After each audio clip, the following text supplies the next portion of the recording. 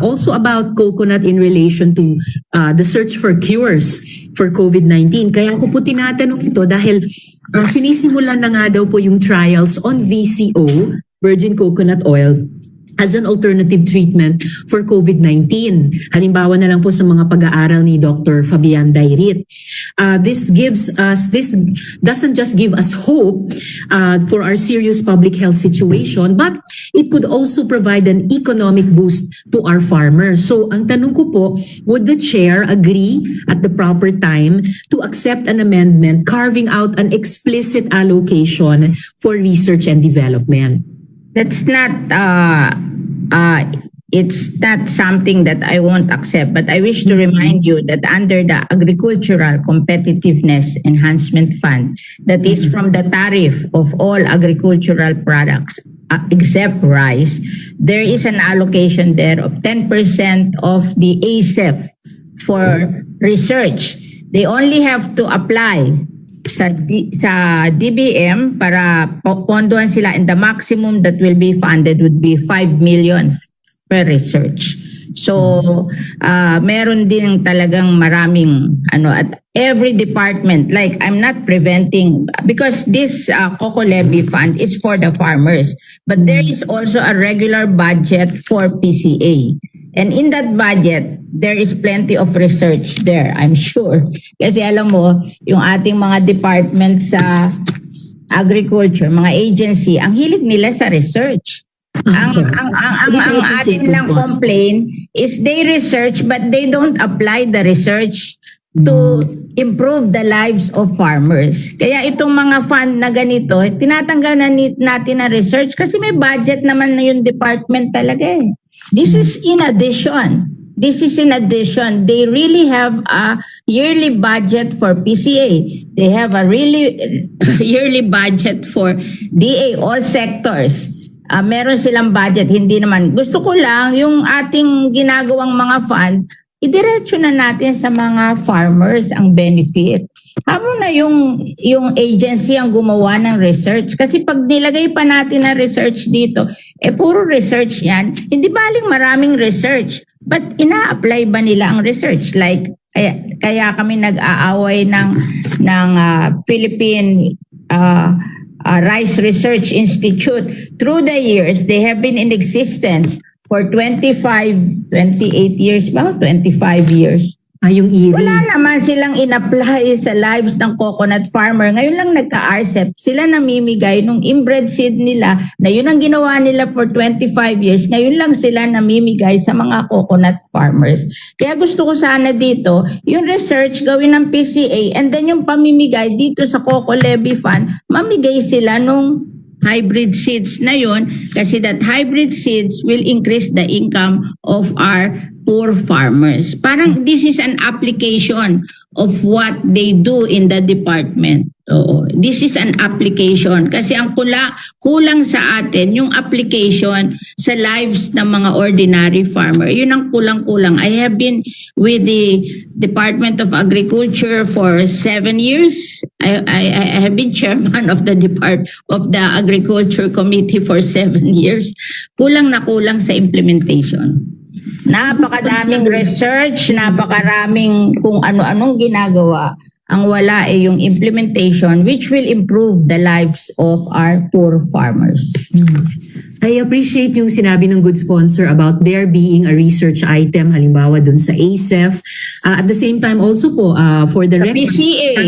And sa PCA, kahit po si Jess Aranza, yung chair ng Coconut Oil Refiners Association, ay nagsabing a portion of the Coco Levy Fund should be used for, in particular, VCO research. So, sa ngayon, good sponsor, Mr. President. I just want you to be specific kasi ayoko I will at the proper time present alam mo, proposed amendment. May isa pa ako experience dyan sa research sa state universities and colleges. A cooperative in Antipolo City complained to me because they want yung research ng banana ba yung plant nila na based in Los Baños to explain why that happened to them. They were given 500,000 pesos by the Rotary Club of, what you call this? Rotary Club of San Lorenzo to buy seedlings. So, syempre naman sila, cooperative, pumunta sila sa Los Baños at bumili sila ng seedlings doon kasi naandun yung research ng banana seedlings. Alam mo nangyari sa kanila, bumili sila, ni-refer sila doon sa in charge ng research, doon sa kanyang kumpanya at doon sila bibili. So, bumili sila doon, hindi nabuhay yung mga seedlings. Nung nagko-complain na sila, nawala na yung kumpanya. Nagbago na ng kumpanya. Yung head ng research, may bago na siyang kumpanya. So they cannot complain about their lost 500,000. I wrote UP Los Baños to explain kasi they're complaining to me. They have not explained up to now. Kaya may bad experience ako talaga eh. Oo, dyan sa mga pure research na yan eh. Minsan hindi ko na lang ako nakibo pero hindi ko maintindihan what's happening.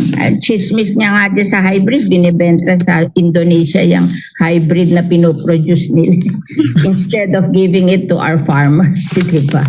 Kaya nga, I'm very specific in this law that they have to give it to our local farmers. Good sponsor. Merong ganyang practice sila and I hope we can stop that kasi alam mo, maganda naman yung budget na binibigay natin. Ang may problema yung implementation of the budget. Kaya dapat sa law natin, very specific tayo. Para pag hindi nila ginawa, we can file a case against them. Dapat legal. Kasi hindi nila ginagawa. Yes, good sponsor. I'll certainly, at the proper time, propose a very specific proposed amendment. At sa ngayon, Mr. President, sapat na po sa akin yung sinabi ng good sponsor na it's not a proposed amendment that she would not accept outright. So I look forward to that at the proper time, Mr. President. Good sponsor, bagamat itong susunod na tanong ko ay naitanong na rin kahapon ni Senator Kiko, pagbigyan niyo po sana akong ulitin ito since I have been also asking this of the good sponsor since our 2016 discussions. So Madam Chair, sa veto message po ng Presidente noong February 2019, sabi nila na the Coco Levy Trust Fund could, quote, disproportionately benefit wealthy coconut farm owners, close quote. Dahil wala nga daw pong prescribed limit on the land area entitled to benefits. I actually agree with this point in the veto message dahil consistently ko nga pong ina-advocate na i-refine yung definition ng coconut farmer para ilimita ito sa mga may-ari ng coconut land holdings na may total maximum area of 5 hectares. So noting that the veto message of the President supported this view, will the good sponsor be amenable at the proper time to an amendment that will provide a prescribed limit on the land holding size in order to entitle a coconut farmer to benefits? I told Senator Pangilinan I will accept the amendment of the definition of a coconut farmer. Thank you, good sponsor. It's great to hear that again from you. Next po, Madam Chair.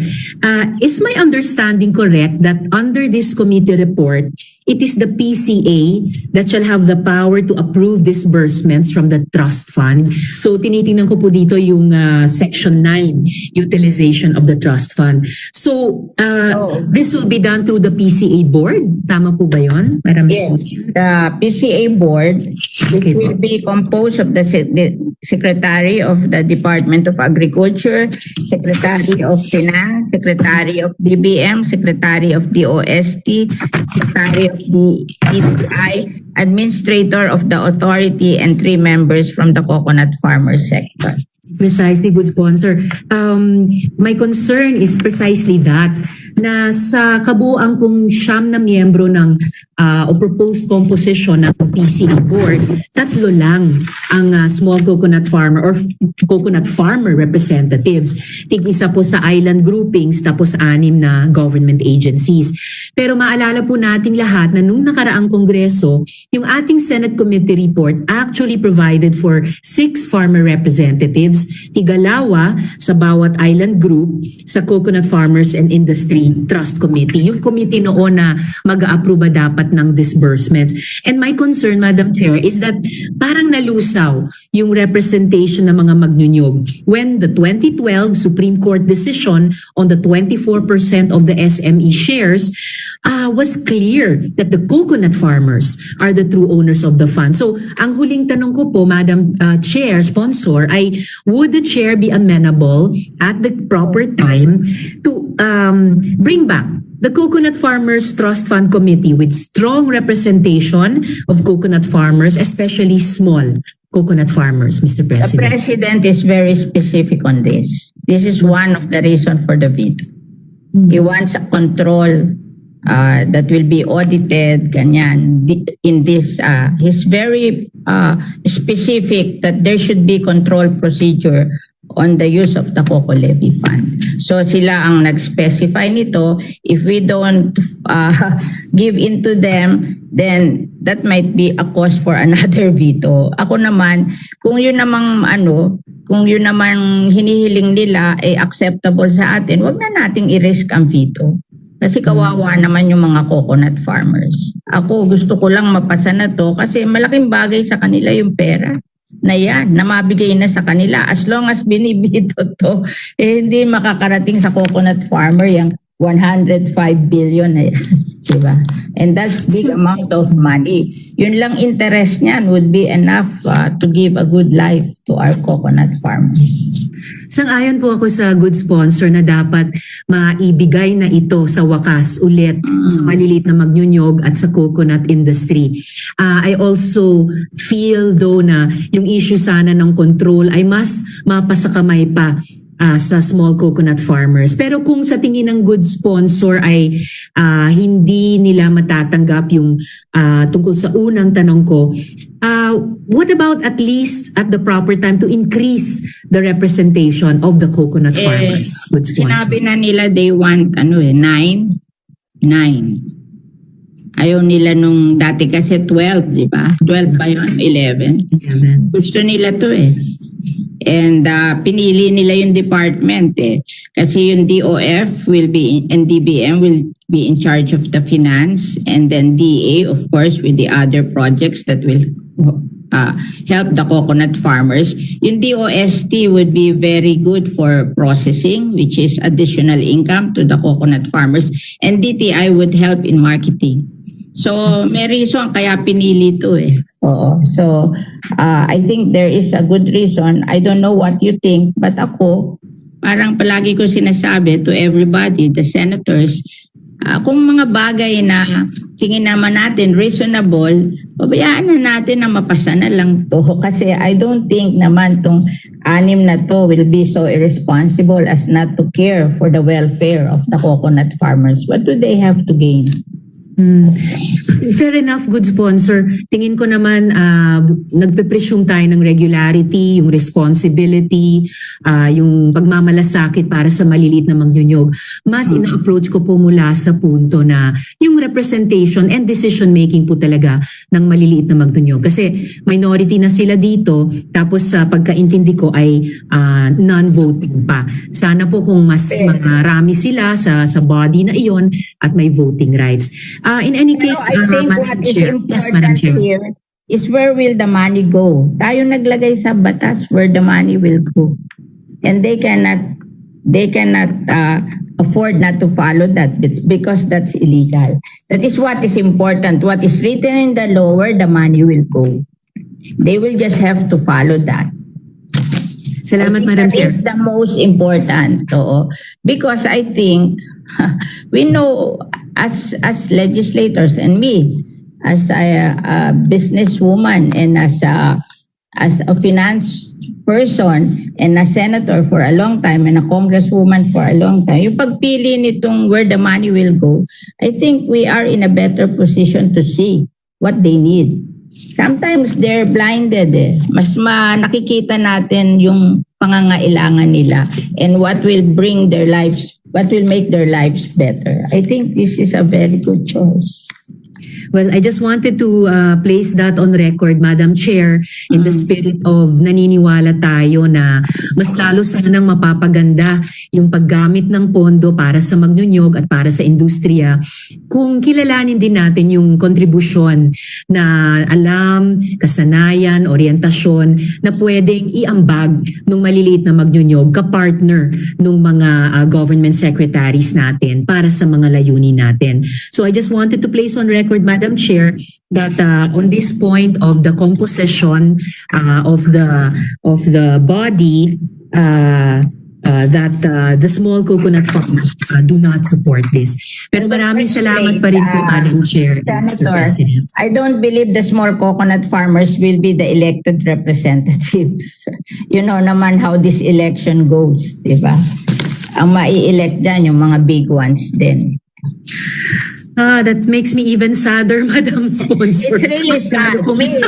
I know, but from experience, I've seen them all.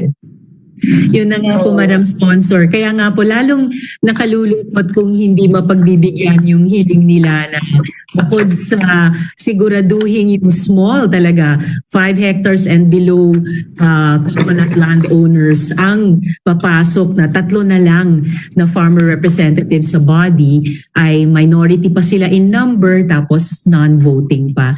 So I'm just very sad to have to end this interpellation on that note, Madam Chair. Pero maraming salamat po sa pagpapaunlak niyo sa mga tanong ko. At maraming salamat din, Mr. President. Thank you very much, Senator Risa. And there are things kasi that we want to do, but it doesn't happen that way in the real life. All right. Majority Leader.